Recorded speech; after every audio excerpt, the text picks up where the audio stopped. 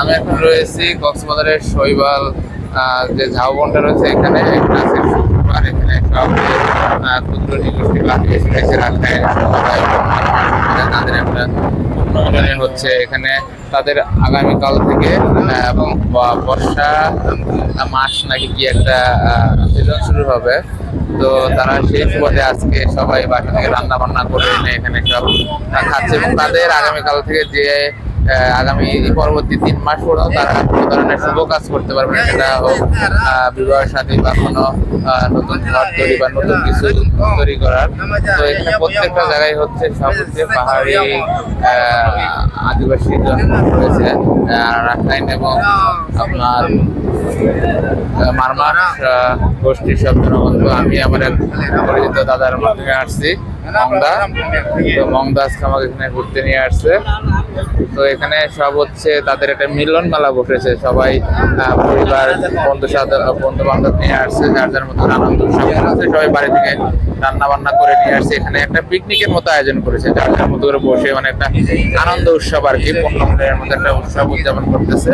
তো এদের মাঝখানে যে মিলন মেলাটা, এটা দেখতে আসলে অনেক সুন্দর লাগতেছে, কারণ তাদের যে জনগোষ্ঠী বা গোষ্ঠীগুলো রয়েছে তারা সবাই একত্রিত হয়ে বিভিন্ন ধরনের আনন্দ একসাথে হয়ে একটা দিন উদযাপন করতেছে। এটা প্রত্যেক শুক্রবারেই হয়, আর আজকে শেষ দিন এবং আগামী 3 মাস তারা এই ধরনের যে ভালো মন্দ বা শুভ কোনো কাজ করতে পারবে না, মানে আর কি। যেমন আমাদের রোজার আগে যেমন আমরা সব খাওয়া দাওয়া করি, রোজার মধ্যে আমরা পুরো 1 মাস আমরা সৃষ্টিকর্তার ইবাদতের জন্য যেমন আমরা রোজা পালন করি, তাদেরও আগামী কাল থেকে ওরকম একটা আগামী 3 মাসের এরকম দিন শুরু হবে। তারই সুবাদে আজকে শেষ শুক্রবার তারা তাদের মতো একসাথে সব মানে খাওয়া দাওয়া করে নিচ্ছে, তাদের ধর্মীয় রয়েছে সেগুলো পালন করতেছে। তো আমি সেগুলো দেখবো তাদের সবকিছু। এখানে একটা দাদা আছে, উনি পরিবার নিয়ে আসছে।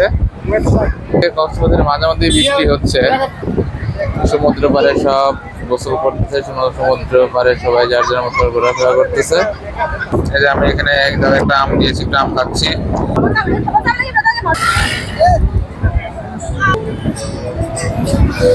পুরো একটা বিশাল এরিয়া জুড়ে তাদের অবস্থান বিচরণ, সবাই আনন্দ উৎসব করতেছে।